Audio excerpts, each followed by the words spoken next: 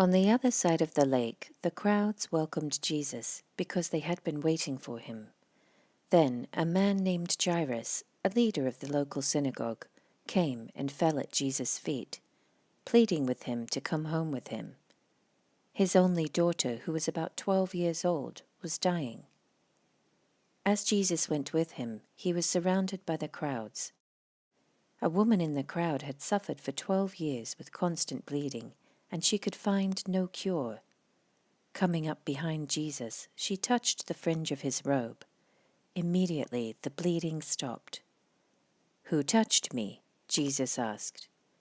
Everyone denied it, and Peter said, "Master, this whole crowd is pressing up against you." But Jesus said, "Someone deliberately touched me, for I felt healing power go out from me."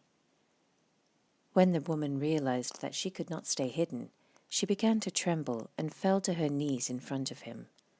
The whole crowd heard her explain why she had touched him and that she had been immediately healed.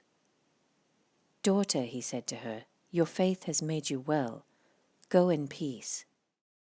While he was still speaking to her, a messenger arrived from the home of Jairus, the leader of the synagogue. He told him, "Your daughter is dead. There's no use troubling the teacher now."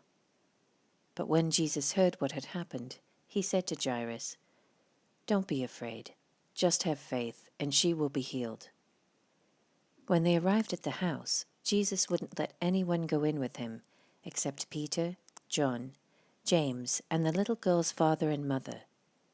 The house was filled with people weeping and wailing, but he said, "Stop the weeping. She isn't dead, she's only asleep." But the crowd laughed at him because they all knew she had died. Then Jesus took her by the hand and said in a loud voice, "My child, get up." And at that moment her life returned, and she immediately stood up. Then Jesus told them to give her something to eat.